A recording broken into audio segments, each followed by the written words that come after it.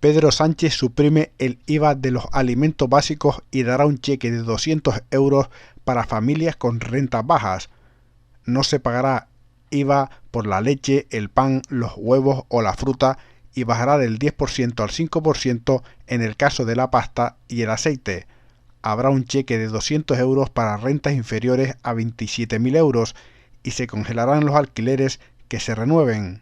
Otros 6 meses adicionales, las rebajas a los impuestos de la electricidad y del gas, que son tan importantes para las familias en nuestro país, como también suspendemos los desahucios y los lanzamientos para hogares vulnerables otros 6 meses.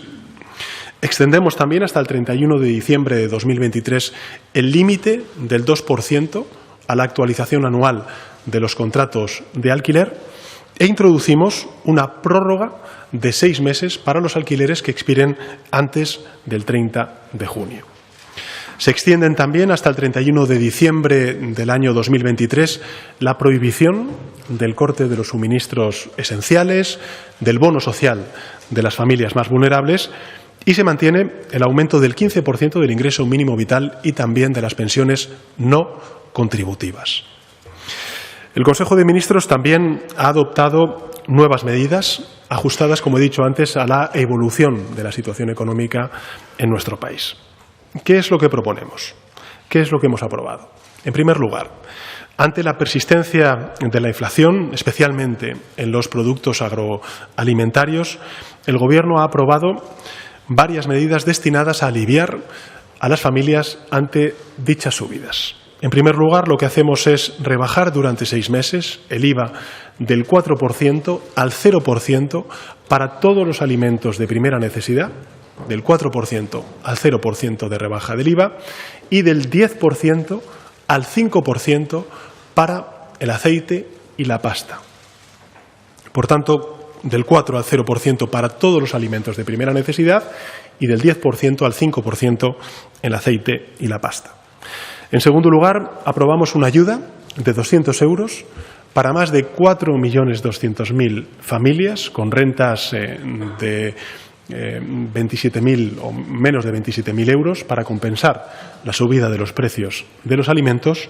Y, por último, establecemos una línea de ayudas directas a los agricultores en compensación con el incremento de los costes provocados por el aumento del precio de los fertilizantes. El Gobierno va a asegurar, como ya hicimos con la energía y también con las subvenciones a los combustibles, que las rebajas del IVA y las ayudas a los agricultores se trasladan de forma directa e inmediata en los precios de los alimentos. Por tanto, vamos a establecer en este Real Decreto Ley, evidentemente, la obligatoriedad de que se traslade esta reducción a los precios de los alimentos. En segundo lugar, ante la favorable evolución del precio medio de las gasolinas y del gasoil, el Gobierno ha decidido finalizar la bonificación general de 20 céntimos adoptada en marzo pasado y que ha tenido un indudable efecto positivo para millones de familias trabajadoras. Y para compensar la retirada de esta medida general ante la bajada del precio de la gasolina y del gasoil, el Gobierno lo que ha hecho es aprobar medidas de bonificación del combustible dirigidas a los sectores que directamente están más afectados por la evolución de los carburantes. Estamos hablando de los transportistas, de los agricultores, también de las navieras y de los pescadores.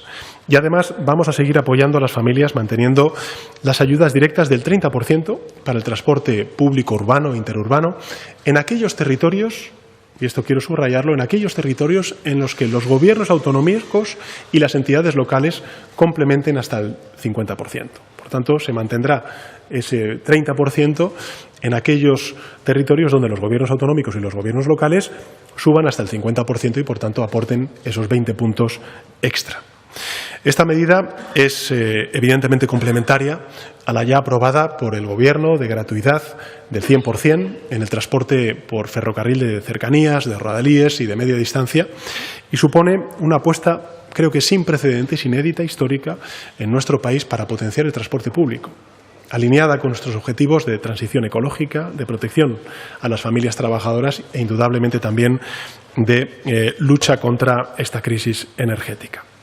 En tercer lugar, el Gobierno ha aprobado un paquete de ayudas directas a subsectores de la industria gas intensiva, los más afectados por los altos costes del gas, que atraviesan una situación difícil. Estoy pensando, por ejemplo, en el sector de la cerámica, en la provincia de Castellón, pero hay otros muchos lugares donde también hay una industria importante, no solamente para nuestra economía, sino para los territorios, con el indudable riesgo para la viabilidad de estas empresas y también del empleo en el tejido industrial en buena parte de nuestro territorio. Y por ello, dentro del marco temporal de ayudas de Estado aprobado recientemente por la Unión Europea, vamos a canalizar 450 millones de euros para el sector de la cerámica y otros subsectores. Y además de estos 450 millones de euros, otros 500 millones de euros para una nueva línea de liquidez del ICO adaptada a las necesidades del sector gas intensivo, garantizando así su viabilidad futura. Estamos, por tanto, garantizando su liquidez y estamos también ayudando de manera directa, estamos comprometiéndonos con la viabilidad de un sector tan importante para nuestra industria y también para muchos territorios de nuestro país. En total, estamos hablando de 950 millones de euros de ayudas para este sector, a los que hay que añadir lo que hemos aprobado hoy también, que es ese proyecto estratégico, ese PERTE, para la descarbonización industrial, que va a contar con un presupuesto de 3.100 millones de euros. Por tanto, no solamente estamos protegiendo, sino también, como he dicho antes, estamos avanzando en la transformación y en la modernización de esta importante industria para nuestra economía y para nuestro país, que va a permitir, entre otras cosas, que sean, gracias a esa transformación y esa descarbonización, mucho más competitivas en el futuro más inmediato. Y, en cuarto lugar, con el objetivo de seguir incorporando facultativos y reforzar los servicios de atención primaria, hemos aprobado la jubilación activa mejorada, que va a permitirnos ¿el qué? Bueno, va a permitir el que los profesionales sanitarios de atención primaria, médicos de familia, pediatras en edad de jubilación, puedan continuar durante los próximos 3 años compatibilizando el 75% de su pensión con el servicio activo a tiempo completo o a media jornada.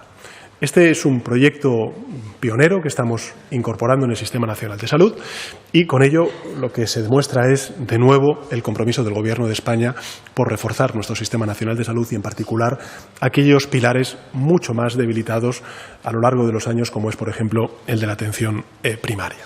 En resumen, creo que esta es la respuesta de un Gobierno de coalición progresista que contiene medidas progresistas. Y, sin duda, estas medidas serían muy diferentes de las que haría un hipotético gobierno de la derecha con la ultraderecha.